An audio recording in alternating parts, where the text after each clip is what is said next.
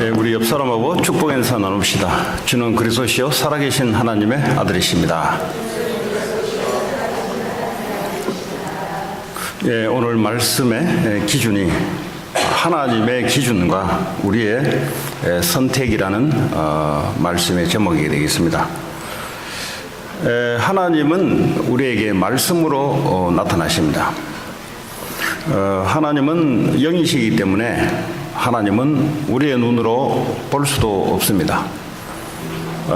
우상 종교는 어떤 형상을 만들어 놓고 그것이 어떤 절대자의 모습으로 생각하고 거기에 절을 하게 만들고 기도를 하게 만드는 겁니다. 그러나 하나님은 어떤 형상에 갇혀 있지도 않고 또 하나님은 어떤 제한된 곳에 있지도 않고 하나님은 지금도 온 우주 만물을 지금도 다스리시고 지금도 우리 인생을 움직이게 가시는 분이 바로 하나님이십니다. 그런데 하나님이 눈에 보이지 않기 때문에 만날 수도 없고 그래요. 그래서 하나님은 하나님 자녀들에게 하나님의 말씀으로 자신을 나타내며 오늘도 예배 가운데 눈에 보이지 않는 하나님이 여러분에게 말씀으로 함께 해주십니다. 그래서 말씀을 여러분들이 잘 들으시면은 하나님의 인도를 받게 되고 하나님의 인도를 받게 된다는 말은 우리의 힘이 아닌 하나님의 힘으로 살아가는 응답을 보게 됩니다. 지난주 8장까지는 이스라엘 백성들이 가나안 땅을 정복하는 데 있어서 아이성 전투를 승리로 이끌고 8장을 막을 내렸습니다. 그런데 오늘 9장은 어떤 일이 벌어졌냐니까 이 여리고성 전투와 아이성 전투에 이스라엘 백성들이 승리했다는 소리과 그리고 모든 그 성에 있는 사람들이 다 죽었다는 소리를 듣고 지금 나머지 가나안 땅에 있는 7 족속들이 지금 이 이야기를 듣고 똘똘 뭉친 겁니다. 똘똘 뭉쳐서 지금 이스라엘과 한판 전쟁을 하자는 지금 분위기입니다. 자, 이런 상황 속에 이스라엘은 어떻게 해야 될 것인가? 하나님께서는 신명기 7장에 보면은 이미 가나안 땅 가기 전에 신명기 7장을 통해서 가나안 땅에 들어가면 이렇게 하라라고 하나님 미리 말씀을 주었습니다. 신명기 7장 1절 보면은 오늘 이스라엘에 대항하고자 했던 그 7 족속을 전부 다 없애버려라. 다시 말해 왜 그러냐? 오늘 보니까 이거는 너보다 숫자가 많고 또 힘이 센 7 족속을 쫓아내라 그랬어요. 쫓아낸다는 말은 다 죽여라 이 말이에요. 왜 이랬을까? 2절에 보면은 이들을 완전히 진멸하라. 진멸. 다 죽여라 이 말이에요. 그리고 뭐요? 그 다음에 그들과 어떤 언약도 하지 말 것이며 그들과는 어떤 약속도 하지 말고 또 그들을 불쌍히도 여기지 말라. 왜 이렇게 하나님이 했을까요? 3절에 보면은 그들 족속들과 결혼도 하지 마라. 그것도 지금 살려두면은 나중에 자녀들이 눈이 맞아서 결혼을 하게 돼 있거든요. 그러니까 결혼도 하지 말아라. 자, 근데 그러면 이 가나안 땅에 7 족속만 있는 게 아니라 많은 족속들이 이 가나안 땅에 살고 있습니다. 31왕, 31왕이 있다는 말은 엄청난 족속들이 있다는 거예요. 그러나 오늘 이 7 족속만큼은 힘이 세고 자기들에 대한 종교 우상에 대해서 굉장히 파워풀하게 믿고 있는 족속들입니다. 나머지 족속들이 있긴 있지만 그 족속들은 힘이 미미한 족속들입니다. 자, 그러면 나머지 7족속 외에 나머지 족속들을 전쟁을 하러 들어갈 때 먼저 신명기 20장 10절에 보면은 화평을 선언하라 그래서 화평을. 전쟁하러 갈 때 가장 첫 번째 가서 전쟁부터 하지 말고 이 족속에 대해서는 먼저 화평을 선언하라. 다시 말하면 나는 너희들과 전쟁하기 싫다. 이 말을 먼저 해라.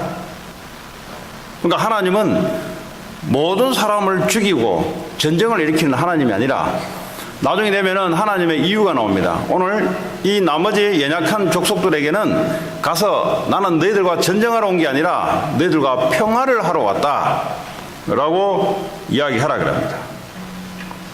그리고 11절에 보면은 그들이 만일 그래 나는 너희들과 전쟁하기 싫고 화평하기를 원한다고 대답하면은 성문을 열거든 들어가서 모든 주민들에게 너희들은 이스라엘에게 조공을 바치라 그랬어요. 조공. 그러니까 이제 뭐죠?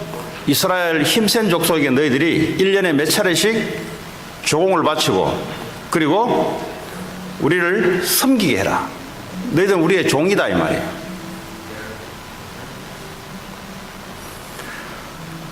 자, 13절에 보면은 만약에 이들이 거부하거든 그 안에 있는 남자들은 다 죽여라 그랬어요.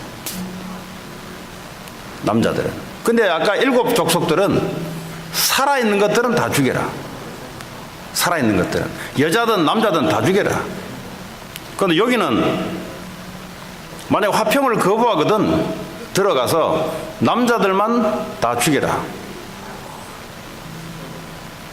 그리고 14절에 보면 여자들과 어린애들과 가축과 그리고 성읍 가운데 있는 모든 것을 탈취물을 너를 위하여 삼으라 그랬어요. 하나님이 이스라엘 백성들이 군인들이 가나안 땅에 전쟁을 할 때 하나님이 이렇게 미리 말씀을 주시고 가나안 전투를 하게 했습니다. 자, 그러면 하나님께서는 왜 이렇게 구분해서 다 죽여라 그러고 화평을 선언하라 그러고 또 화평을 받아들이지 않으면 남자들만 다 죽이라 하는가? 하나님의 이유가 있습니다. 민수기 7장 4절에 보면은 지금 7 족속들은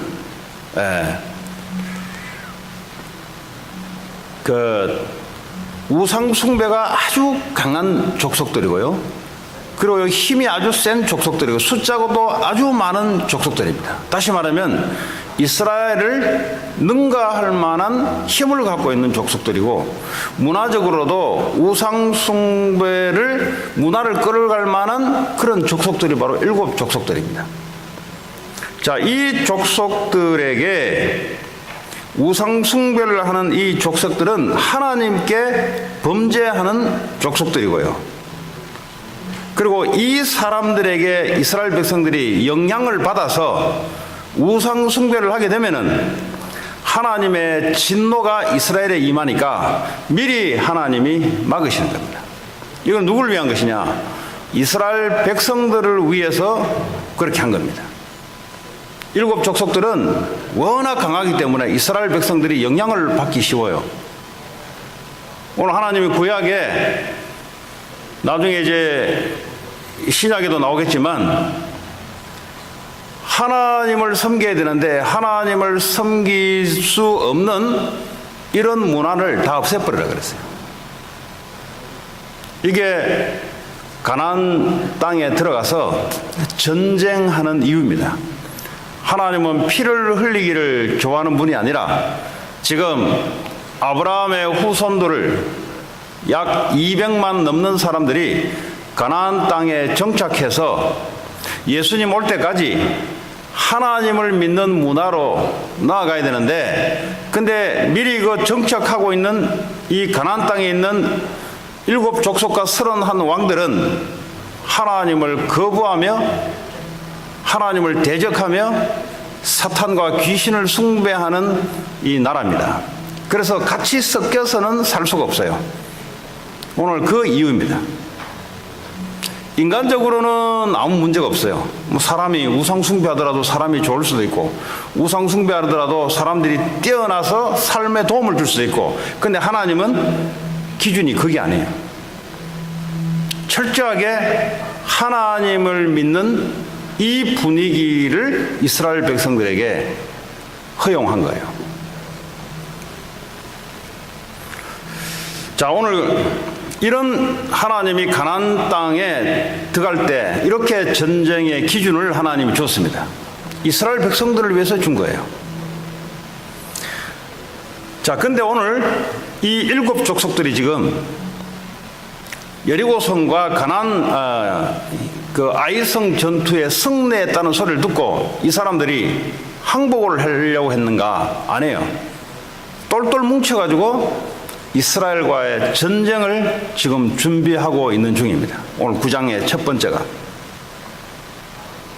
그런데 그 7 족속 중에 한 족속이 예외로 살기를 원했어요. 오늘 성경에 나오는 기브온 주민들, 다시 한번 히위 족속이며 또 다른 이름으로는 기브온 주민들이라고 나옵니다.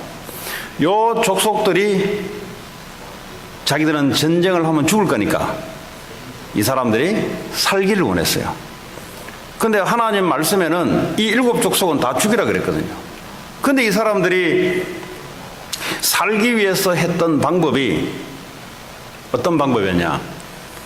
멀리 있는 성읍에 있는 나라들은 화평을 청해서 화평을 받아들이면 살려주는 것을 알고 있었습니다.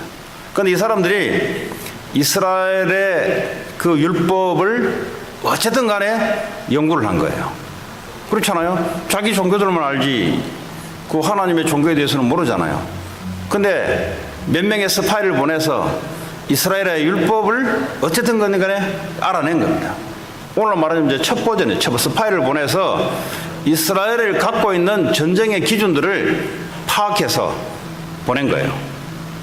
그런데 이 사람들이 이제 연구해서 살아남는 길이 뭐냐? 아, 우리는 가까이 있는 족속이니까 무조건 우리는 전쟁하면 죽는다. 그래서 거짓말을 하기로 작정을 한 겁니다.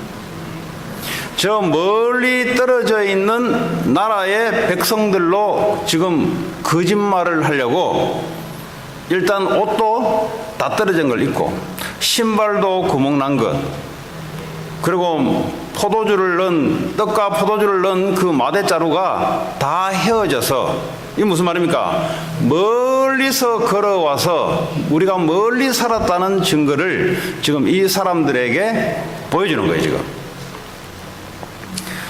그래서 이 기브온 백성들이 여호수아에게 찾아와서 우리는 당신과 조약을 맺기를 원합니다 라고 이야기를 합니다. 왜냐하면 우리는 당신의 하나님이 저 광야에서부터 애굽에서부터 그리고 이 가나안 땅에 하나님이 행하신 일들을 우리는 들었습니다. 그래서 우리는 그 하나님을 믿기를 원합니다.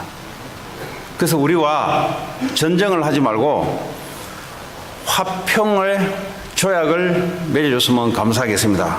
이렇게 이야기하니 여호수아가 뭐라고 대답하냐니까, 근데 니들 가만 보니까 멀리 있는 것 같지도 않고 요 가까이에 사는 같이 보인다, 내가 보이기로는. 여호수아가 이렇게 이제 이야기했단 말이에요. 멀리 있는 족속은 아닌 것 같고 너희들이 요 근방에 어디 사는 그런 족속같이 보인다 그랬어요. 그때 이 기브온 이 대표자들이 뭐라고 이야기하니까, 우리는 당신들의 종이 되겠고 우린 당신들의 종이 되겠습니다. 이 말 했더니 아마 이 여호수아가 한 번도 이 사람들은 종 노릇에서 빠져나오지를 못했어요. 애굽에 430년 동안 종 노릇했거든요. 지금도 아직 가나안 땅에 주인 행세를 하는 게 아니에요. 그러니까 오랫동안 종노릇 했던 그 상처가 있어요. 그랬더니 갑자기 이 기브온 주민들이 와서 우리가 당신들을 섬기겠고 우리가 당신들의 종노릇 하겠다, 이 말을 들으니 얼마나 여호수아가 기분 좋았겠습니까? 근데 여호수아 9장 14절에는 뭐라고 말씀하고 있냐니까 여호와께 묻지 아니하였더라 그랬어요. 이런 일이 생기면 하나님께 어떻게 해야 될지를 물어야 되는데 하나님께 묻지 아니하고, 그리고 뭐죠? 15절에 그들과 조약을 맺고 맹세를 합니다. 무슨 맹세요? 나는 너희들과 전쟁을 하지 않겠다, 너희들을 살려주겠다 라고 여호와의 이름으로 맹세를 해요. 여호와의 이름으로 맹세하는 것은 만약에 변개하면은 이스라엘이 죽게 돼 있어요. 여호와의 이름을 망령되게 여기기 때문에 이스라엘은 죽게 돼 있습니다. 그런데 이 조약을 맺고 난 이 3일 정도 지나니까 이제 전쟁을 하러 움직이니까 그 기브온 주민들이 자기 지역을 간다 이 말이에요. 그러니까요, 자기 지역에 살았던 그게 있잖아요. 그랬더니 3일 만에 이것들이 거짓말했다는 사실들이 드러나기 시작합니다. 숫자가 한두 명이 아니잖아요. 많다 보니까 그 중에 몇 명 이야기할 거 아닙니까? 자기가 살아왔던 그 지역을 지금 통과해 가니까. 그죠? 그랬더니 3일 만에 이것들이 거짓말을 했다는 사실들이 드러나요.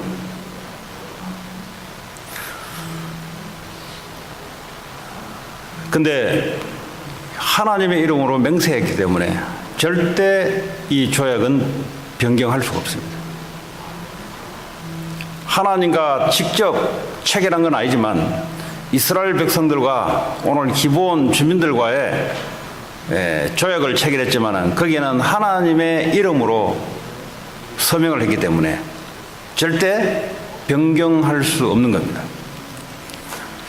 자, 그래서 이 여호수아가 이 기브온 이 백성들, 이 족속들에게 했던 게 뭐냐니까 너희들은 오늘 이 시간부터 저주를 받을 것이다. 왜냐, 너희들은 거짓말을 해서 우리와 조약을 맺었기 때문에. 그러나 우리의 일부 백성으로는 받아주되 그 거짓말했던 대가로 저주를 받는데 대대로 너희들은 우리의 종이 될 것이다. 같은 이스라엘 나라 백성 안에 있지만 너희들은 대대로 저주를 받아 종이 되어 하나님의 집을 위하여, 다시 말하면 제단을 위하여, 제사 지내는 제단을 위하여 나무를 패며 물을 깃는 자가 될 것이다. 예수님 올 때까지 이 사람들은 이 일을 하고 살아야 돼요. 근데 목숨은 이제 부지했습니다. 자, 근데 이제 이 지금 기브온 족속이, 히비 족속이 이스라엘의 일부가 되면서 그 다음에 뒷날에 벌어지는 일들이 몇 가지가 생깁니다. 자, 여호수아가 하나님께 묻지도 아니하고 이들의 거짓말을 가지고 조약을 맺었는데 이제는 조약을 변경시킬 수 없는 상황에 이 일 때문에 앞으로 어떤 일이 벌어지는가라는 것이 성경에 몇 군데가 나옵니다. 솔로몬 왕이 남북 이스라엘이 갈라지면서 남북 이스라엘 갈라기 전 솔로몬 왕이 하나님께 1000번제를 지냈던 그 제단의 장소가 어디냐? 이 기브온 백성들이 사는 그 땅입니다.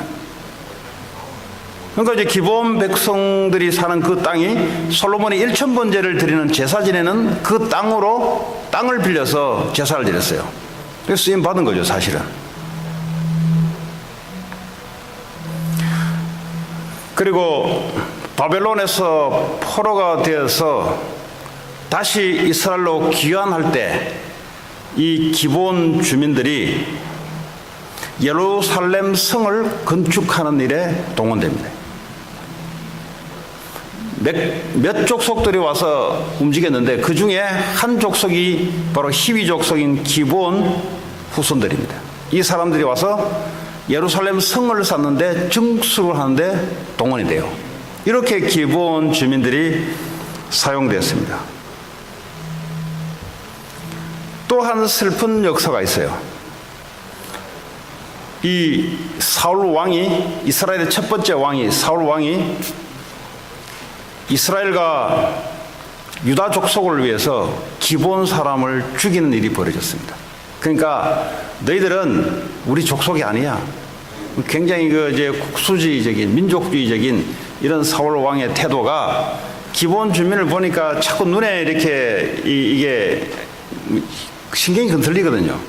저것들은 우리 족속도 아닌데, 저게 옛날에 우리 조상이 저 조약을 맺어가지고 살려준 건데 그 기브온 주민을 몇 명을 죽여요. 근데 이 일로 인해서 이스라엘에는 3년 동안 기근이 듭니다. 3년간 기근이 들어서 이스라엘이 고통 속에 빠지게 돼요. 근데 이 다윗 왕 시대에 기근이 3년을 드니까 다윗 왕 시대에도 마찬가지예요. 연결해가지고 드니까 기브온 사람들을 불러서 다윗이 문다 이 말이에요. 도대체 어떻게 해서 일이 벌어지는 거냐 하니까 기브온 사람들이 대답을 합니다. 사울 왕이 우리 중에 일부를 죽였습니다. 그래서 우리가 죽여라 말아라 할 수 없겠지만 다윗 왕이 그 대가를 지불했으면 좋겠습니다.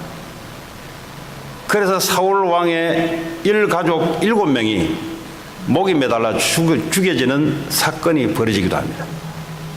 왜냐하면 하나님께서는 기브온 백성들을 하나님의 나라의 백성으로 이미 편입을 시켰기 때문에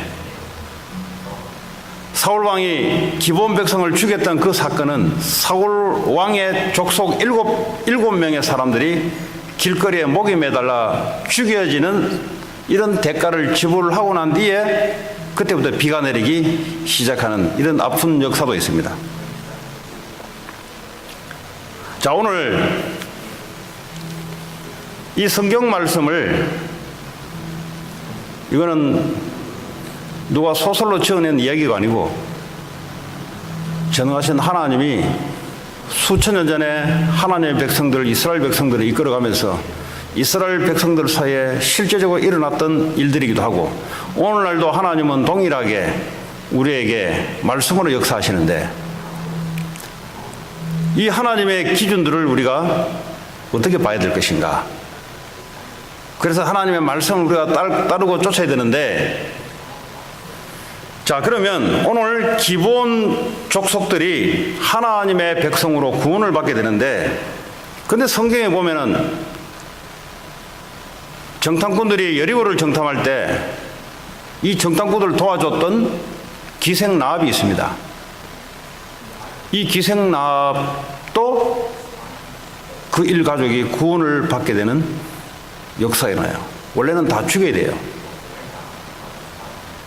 그런데 기생라합을 통해서 다윗 왕과 예수 그리스도가 오는 그런 가문의 조상이 됐습니다. 자, 그러면 하나님의 지금 기준하는 것이 뭔가? 왜 그 가나안 땅의 사람들을 다 죽이라 하는 것인가? 이스라엘 백성들을 위한 것입니다. 이스라엘 백성들이 하나님을 섬기는데 올바르게 섬기기 위해서 다른 이방신들, 귀신 섬기는 자들과 같이 어울리지 못하도록, 어울리면 어떻게 됩니까? 하나님을 떠나서 우상 숭배하게 되면 이스라엘 백성이 다 하나님의 진노로 죽게 돼요. 그래서 결국은 이스라엘 백성들을 살려놔야 예수 그리스도가 온전히 이 땅에 오셔서 전 인류를 구원한 일들에 하나님의 계획이 변경되지 않습니다. 저는 이 말씀을 준비하면서 왜 하나님이 가나안 땅에 가서 전쟁을 벌이고 다 죽이려 했는가? 이게 사실은 잘 이해가 안 됐어요. 하나님이 그냥 하나님 말씀이니까 그냥 따라간 거지. 그런데 오늘 말씀을 준비하면서 하나님은 손에 피를 묻히는 하나님이 아니고 하나님은 우상과 연합하지 않고 오직 하나님만 믿게 하시는 분. 이 하나님의 자녀로 부르신 하나님의 백성들은 귀신을 섬기는 우상 종교와 같이 교제하지 않고 연합하지 않고 오로지 하나님만 믿기를 원하신 하나님이라는 사실들을 알게 됐습니다. 자, 그렇다면 오늘날 이 교회는 그러면 어떻게 될 것인가? 그 당시에 이스라엘 전체의 백성들이 230만 원 백성들이 하나님 나라의 백성들로 오늘날 교회를 이야기하는 건데, 그 당시에는 교회 시대 아니고 성전 시대인데, 오늘날 그러면 교회는 이 말씀을 통해서 하나님은 뭐라고 우리에게 말씀하고 있는가? 자, 여러 가지 교회마다 여러 가지 특성이 있어요. 어떤 교회는 재혼을 하게 되면 교회에서 쫓아보내요. 그러니까 이제 한 번 결혼하고 두 번째 결혼하면 교회에 있게 하지는 못해요. 저는 그런 교회도 봤어요. 요 가까이 있었던데 지금 이사를 갔어요. 근데 이제 제가 아시는 분인데 재혼을 했거든요.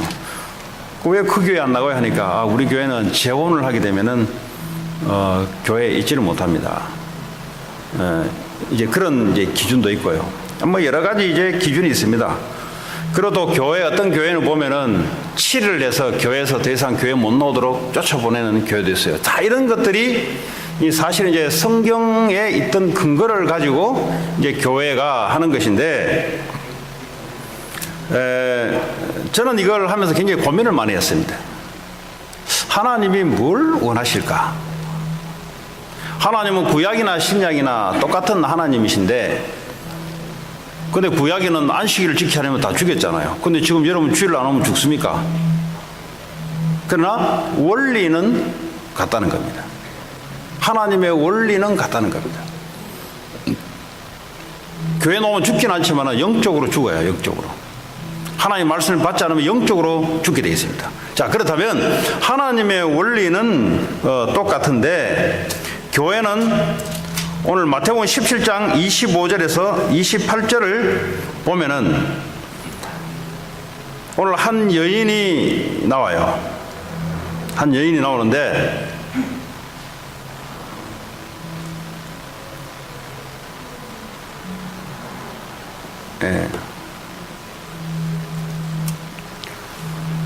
마태복음 27장이 아니고 마태복음 17장이 아니고요. 잘못 제가 하겠습니다. 한 여인이 예수님께 쫓아옵니다. 쫓아와서 이 여인은 구원의 예수님의 대상에 없는 여인입니다. 그래서 이 여인이 예수님께 와서 간청을 합니다. 그랬더니 예수님이 하는 말이, 나는 너희들에 대한 구원의 계획을 갖고 있지 않다는 거예요. 그때 이 여자가 했던 말이 뭐냐? 이 종도 말이죠. 이 상에서 떨어지는 부스러기를 먹을 수 있는데, 이런 이야기를 이제 여인이 한다 이 말이에요. 그랬더니 예수님의 결론은 그렇습니다. 이 여인을 구원의 대상으로 편입을 시켜요. 이게 무슨 말이냐? 애초에는 이 여자가 구원의 대상에 있지 않은 여자였는데, 이 여자의 고백을 듣고 예수님이 구원의 대상으로 편입시키는 역사가 일어납니다. 상에서 떨어지는 떡 부스러기를 또 먹을 수 있지 않겠습니까? 떡은 못 먹지만은 떡 부스러기도 나는 먹을 수 있지 않겠습니까? 이 여자의 대답을 듣고 예수님이 구원의 대상으로 편입시켜주는 역사가 일어납니다. 이게 무슨 말입니까? 오늘 여호수아가 하나님께 묻지 않고 실수로 기본 주민들을 하나님 백성으로 편입시켜준 것을 하나님은 허용해 줬어요. 그런데 그 이후에 많은 해프닝도 있었지만, 오늘날 교회는 어떤 교회가 될 것인가? 그 어떤 사람도 오면은 살려줘야 되는 것이 바로 교회가 해야 될 역할입니다. 그런데 교회 안에서 금기해야 될 일도 성경은 이야기하고 있습니다. 모든 사람들은 살려줘야 되는 것이 교회가 해야 될 기능입니다. 어떤 사람도 교회 오는데 오지 말라고 할 수 없는 얘기고, 모든 사람들을 하나님의 생명을 줘서 살려내야 되는 것이 교회가 해야 될 것이고, 여러분들이 현장에 나가서 일을 하면서도 하나님의 계획이 뭐냐? 많은 영혼들을 살려내는 것이 하나님의 계획 중의 계획입니다. 여기서 모여드는 교회도 로컬 교회도 있지만 여러분들이 흩어져서 현장 산업교회, 학교교회, 가정교회, 이 교회가 해야 될 역할이 뭐냐? 많은 사람들을 살리는데 쓰임받는 교회여야 됩니다.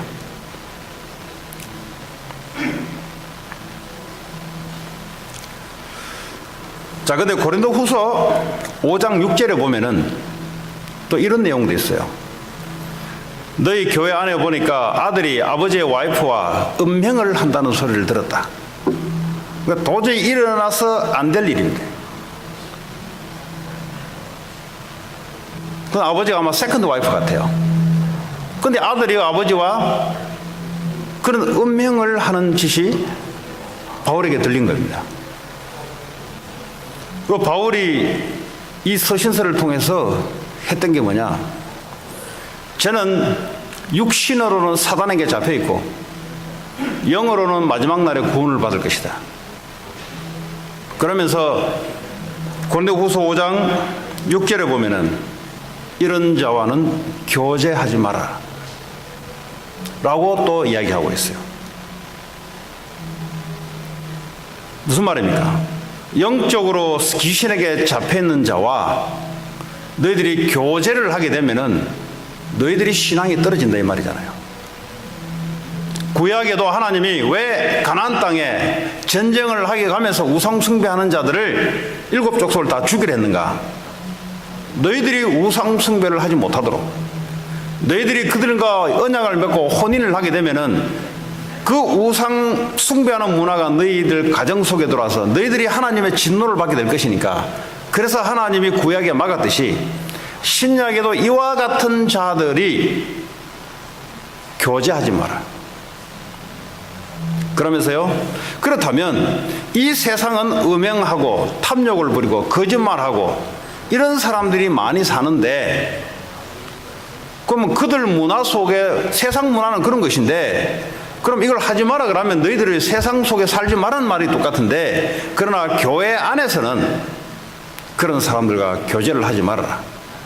세상에서 일어나는 일은 하나님의 심판하실 것이고, 그는 바울 자신이 이렇게 해라 저렇게 해라 할 수 없는 일이고, 그러나 교회 안에서는 너희들의 영적인 신앙을 위해서 그들과 교제하지 마라 라는 것이 하나님의 메시지입니다. 자, 그러면 결혼에 대해서도 우리가 좀 생각해 볼 수 있습니다. 자, 근데 교회 다니는 어떤 자매가, 이 남자가 말이죠, 그 자매를 보면서 결혼하고 싶어서 계속 구애를 합니다. 근데 이 남자가 거짓말로 속여요. 나 교회 다닐 거니까 나랑 결혼해줘. 그러면서 교회도 나옵니다.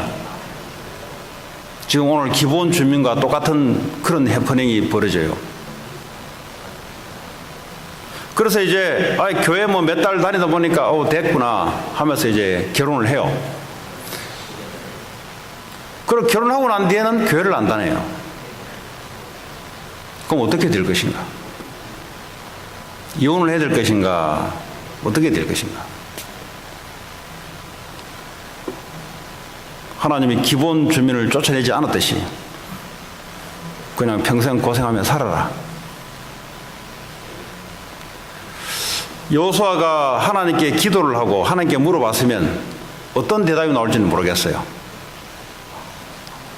여러분들이 결혼을 할 때 지금 이방 사람들이, 믿지 않는 사람들이, 다시 말하면 귀신 숭배하고 우상 숭배하는 영적으로 다른 사람들이 결혼을 하고 싶어서, 아니면 여자가 남자에게, 남자가 여자에게 교회 다니는 척 하면서 그래서 결혼을 할 수가 있어요. 결혼하고 난 뒤에는 이거 완전히 지금 딴판이단 말이에요.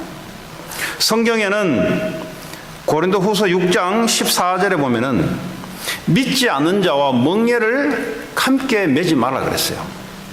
이 멍에란 말은 말이나 소 등에 요크를 달아서 이 두 마리의 이 소를 일을 시키려면 뒤에 멍에를 메어가지고 같은 방향으로 논을 간다든지 일을 한다든지, 그러니까 그런 멍에를 맨단 말이에요. 멍에를 맸다는 건 뭐죠? 같은 방향으로 같은 마음으로 가도록 돼 있어요. 멍에를 매면은 주인이 시키는 대로 가도록 돼 있어요. 그죠? 근데 믿는 사람이 지금 믿지 않는 사람하고 결혼을 하게 되면은 하나는 하나님의 성결이고 하나는 우상을 섬기고 이 멍에를 같이 맺버리면 같은 방향으로 갈 수 있겠냐 이 말이에요. 자, 그렇다면 이혼을 해야 될 것인가? 그거는 네가 사인을 하고 네가 선택한 거기 때문에 네가 걸머지고 인생을 살아라는 것이 하나님의 말씀이에요.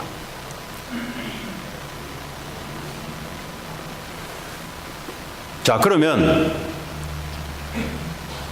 둘 다 믿지 않는 가운데 불신자로 있다가 어느 한 사람이 믿게 됐어요. 믿게 되면 멍에를 같이 하지 마라 그랬는데, 근데 어떻게 할 것이냐? 그것도 함께 같이 가야 돼. 아, 나 믿으니까 저 남편 보니까 아니면 와이프 보니까 영적으로 안 맞다 이 말이야. 하는 것이 영 서로 반대란 말이야. 그럼 어떻게 될 것인가? 이거 버리고 새로 결혼해야 되냐? 그는 끌어안고 함께 가라는 거야. 그래서 이 가정을 파괴하지 말고 그냥 끌고 같이 가라는 것이 하나님의 뜻입니다. 오늘 이 구약에 오늘 가나안 전투에 있어서 이 우상 숭배하는 귀신 섬기는 이 사람들과의 같이 섞어 놓으면은 이스라엘 백성들이 귀신을 숭배할 수밖에 없어요. 왜냐하면 400년 동안 우상 숭배했던 이스라엘 백성들입니다. 우리는 하나님의 은혜가 없으면 세상 문화, 귀신 문화, 나 중심 문화, 성공 문화, 돈 문화 속에 금방 빨려갈 수밖에 없는 우리의 체질을 하나님 아시고 가나안 땅에 들어가면 이 이스라엘보다 더 강한 이 민족들을 전부 다 죽이라 했던 말이 바로 그 말이에요. 이 시대를 살아가는 우리에게는 교회는 모든 사람을 살려야 되는 것입니다. 그 어떤 사람도 와도 하나님의 복음으로 살려내야 되는 교회입니다. 그러나 교회 안에 귀신에게 잡혀서 여러분에게 신앙을 영향을 줄 정도의 분위기가 되면은 그들과는 교제는 하지 말아라. 왜냐하면 여러분들의 신앙을 위해서. 그런데 여러분들이 그걸 이길 만한 힘이 있으면 가서 바꿔버려라. 저는 그렇게 생각합니다. 그걸 뭐 겁을 내고 뒤로 물러설 게 아니라 그 어떤 사람이 그래 와더라도 여러분들이 힘을 갖고 있으면 가서 바꿔버려라. 왜냐하면 우리가 세상에 하나님의 세계복음으로 우리에게 언약을 주셨는데 세상 문화가 그런 것인데 세상 문화 속에 우리가 들어가서 복음으로 그들을 살려내는 것인데, 그러나 너희들이 영적으로 자신이 없으면 그들과 교제하지 말라는 것이 하나님 백성들을 위한 하나님의 메시지입니다. 그래서 예수님은 십자가에서 모든 사람들을 위해서, 인류를 위해서 십자가에 죽으셨어요. 그래서 교회는 모든 사람들을 위해서 살려야 되는 것이 교회입니다.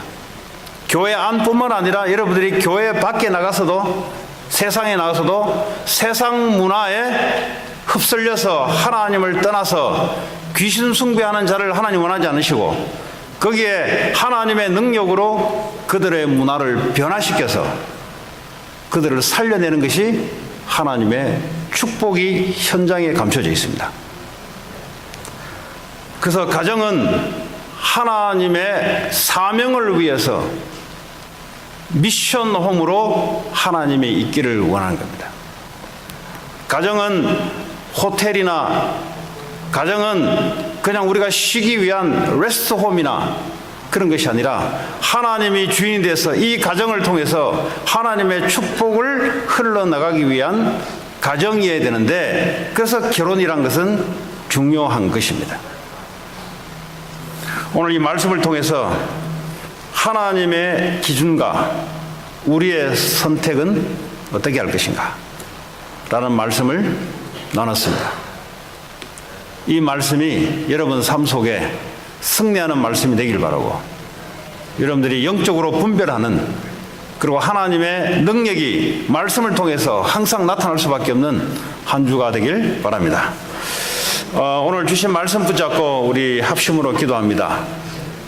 오늘 9장은 영적인 문화에 대해서 어떻게 해야 될 것인가 라는 것을 우리가 받았습니다. 하나님, 내가 지금 처해 있는 현실, 내가 지금 세상 속에 있는 하나님의 기준, 나의 선택은 어떤 걸 선택할 것인가? 오늘도 결단의 시간을 갖기를 바랍니다. 같이 이 시간 합심으로 한번 기도합니다. 하나님 감사합니다. 오늘도 하나님의 기준, 우리의 선택이라는 말씀을 받았습니다. 하나님, 하나님의 말씀을 따라갈 때 천대까지 복이 이른다고 했습니다. 그러나 하나님의 말씀을 벗어나게 되면 바로 저주와 재앙으로 우리를 고통 중에 있다고 했습니다. 하나님 말씀으로 교회 살리고 세상 살리고 가정 살리는 하나님 주역이 될 수 있도록 하나님 역사해 주옵소서. 예수 그리스도의 이름으로 기도합니다.